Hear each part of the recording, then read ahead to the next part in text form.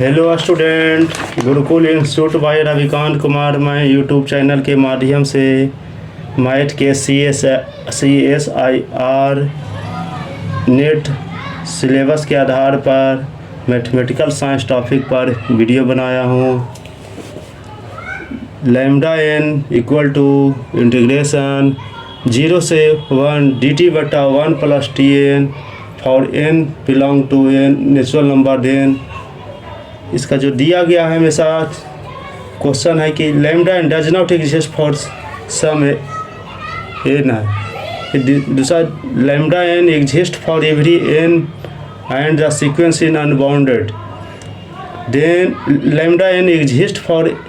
Every n and the sequence is bounded. देखिए ये limit x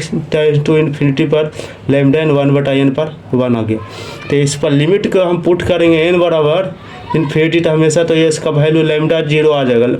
0 के n बराबर 1/0, तो इसलिए 1 इन्फिनिटी पर इन्फिनाइट पर तो सेट है। इसका आंसर ये करेक्ट है। फिर lambda n exist for every n and the sequence is bounded. तो हमेशा देखिए ये हमेशा सीक्वेंस है n बिलोंग टू n गया, हमेशा क्या इन्फिनाइट है, हमेशा इस वैल्यू होता है, ये हमेशा इस पर ये जाता है, जो हमेशा बाउंडेड जाता है, हमेशा सीक्वेंस पे ये हमेशा इस बाउंडेड जाता है, इस पर एग्जिस्ट करेगा, इस पॉइंट पर एग्जिस्ट करेगा दिया हुआ चीज़ पर है। Lambda n does not exist for some n, ये गलत है। ये क्या एग्जिस्ट करता है हमेशा, लैम्डा n एग्जिस्ट करता है हमेशा सीक्वेंस पर और बाउंडेड होता है, एवरी सीक्वेंस इज बाउंडेड। फिर लैम्डा n एग्जिस्ट फॉर इतना सीक्वेंस इज अनबाउंडेड, ये नहीं, आंसर नहीं जाएगा, अनबाउंडेड रहेगा। कोई भी हमेशा सीक्वेंस इज बाउंडेड तब होता है जब हमेशा लैम्डा सीक्वेंस एग्जिस्ट करता है, n बराबर इन्फिनिटी पर एग्जिस्ट करता है, तो हमेशा every sequence is bounded. Every Kosi sequence is इसका पॉइंट होता है, every Kosi sequence is bounded होता है, इंटरवल पर हमेशा बाउंडेड जाता है, ये हमेशा ये पॉइंट है, इसलिए C और D इसका आंसर होगा। नेक्स्ट प्रॉब्लम है द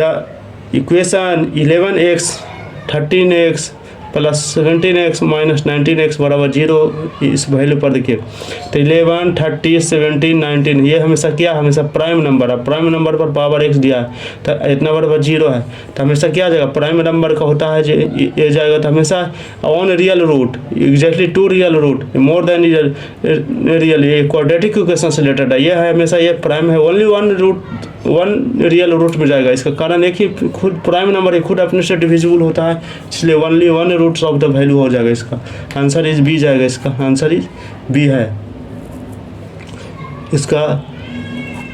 बी है, इसका आंसर बी, देखिए इसका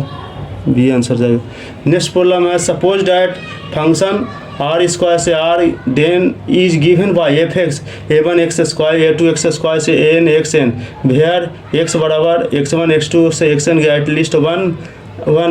az is not equal to 0 then we conclude that. इसमें जाएगा हमेशा क्या जाएगा, ये जाएगा if x belong to Rn, n tuple हो गया, such that gradient f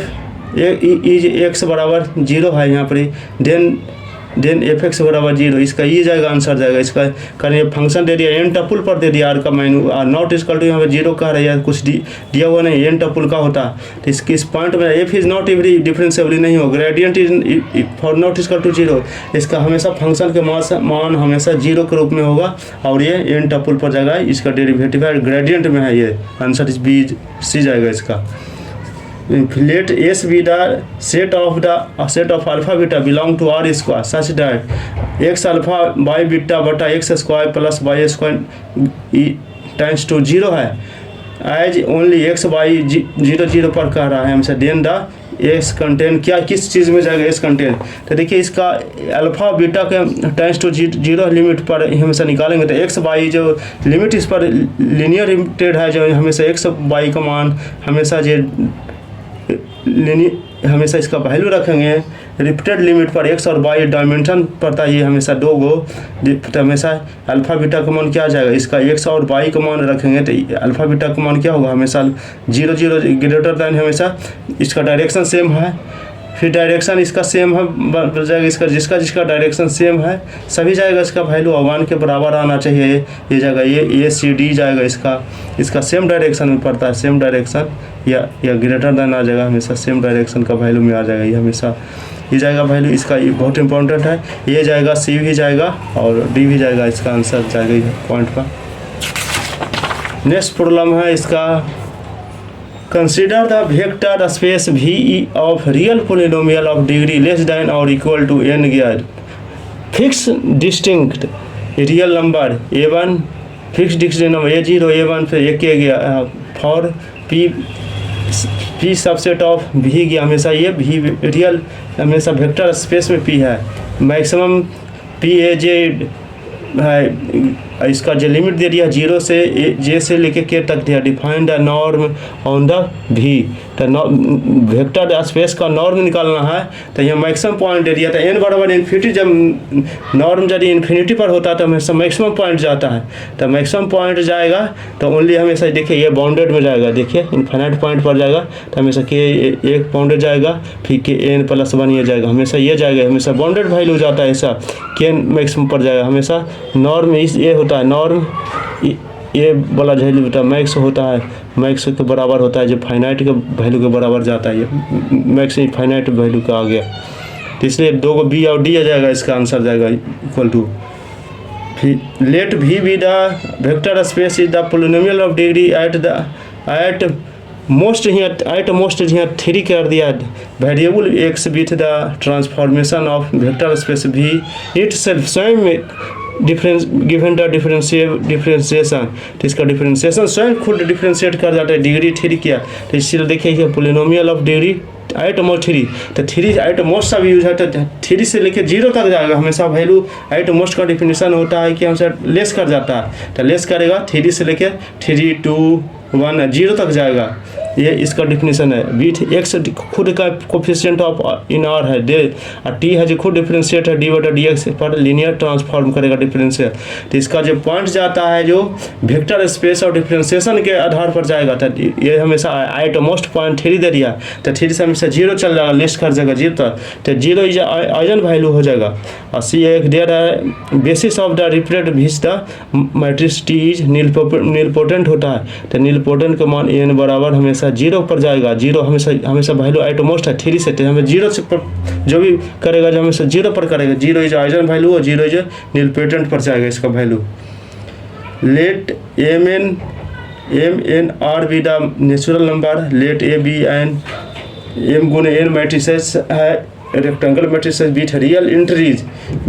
entries, देखिए इंट्रीज सच डैट ए है, ए ट्रांसपोर्ट गया तो हमेशा एल बना एल दे दिया है, एल इज द एम गुने एम आइडेंटिटी मैट्रिक्स आई का यहाँ बोथ कर रहा है, आइडेंटिटी मैट्रिक्स कर रहा है, तो इसलिए A dash B the transpose of the matrix A B conclude that, इसका जाएगा तो देखिए जब ये कर जाएगा ए पर ए ट्रांसपोज कर जाता है इन्वर्टिबल जाएगा, एम बराबर एन पर हमेशा इन्वर्टिबल जाएगा, दोनों सेंस में जाएगा, कारण खुद आइडेंटिटी मैट्रिक्स दे दिया है, आइडेंटिटी मैट्रिक्स होता है जब वहीं से होता है इन्वर्टिबल के केस में होता है, ये हमेशा इक्वल होना चाहिए, सेम एलिमेंट होना चाहिए, सेम पर जाएगा, ये हमेशा हो गया बी और डी हो गया answer. Let A be N गुने एन नेचुरल नंबर मैट्रिक्स है, तो एन गुने एन रियल मैट्रिक्स दिया था, रियल मैट्रिक्स है स्क्वायर मैट्रिक्स हो गया, ये बीच ए स्क्वायर बराबर ए दिया है, तो इसका क्या जाएगा इसका, तो ए स्क्वायर बराबर ए होता है हमेशा आइडेम्पोटेंट में होता है, आइडेम्पोटेंट में ए कंडीशन खुद दे दिया है, स्क्वायर मैट्रिक्स पर दे दिया, तो इसका आइजन वैल्यू ए आर 0 1 के बराबर होगा, इसका जो आइजन वैल्यू का मान होता है हमेशा 0 1 के रूप में ही होता है। एक होता है जो रैंक है जो ए इक्वल टू ट्रेस ए के बराबर होता है, ट्रेस होता है जो स्क्वायर मैट्रिक्स में ही होता है, रियल एन गुने एन पर जाएगा, हमेशा ट्रेस हमसे ऐड हो जाता है, तो इसका रैंक ए होता है, रैंक होता है जो ट्रैक के बराबर होता है, इसलिए रैंक ये आंसर सी जाएगा। फिर एक है रैंक एल माइनस ए है, आइडेंटिटी रैंक है जो आइडेंटिटी मैट्रिसेस में आई माइनस ए बराबर ट्रेस आई माइनस ए होता है, इसका फार्मूला होता है, इसका ट्रेस आई माइनस ए ये जाना जाता है, ये हमें रैंक बराबर ट्रेस ए होता है, खुद एम बराबर एन दे दिया, इसका वैल्यू दे दिया है हमेशा एन गुने एन इक्वल सेंस में इक्वल में है, तो हमेशा ट्रेस होता है, रैंक इतना एक डायगोनल वैल्यू जाएगा, आइजन वैल्यू का मान 0 1 होता है, ये कुछ नहीं करना है, ये हमेशा इसको वैल्यू को पकड़ना है, ये आइडेंपोटेंट होता है ये हमेशा। चैनल को सब्सक्राइब करें एवं वीडियो को दोस्त के साथ शेयर करें।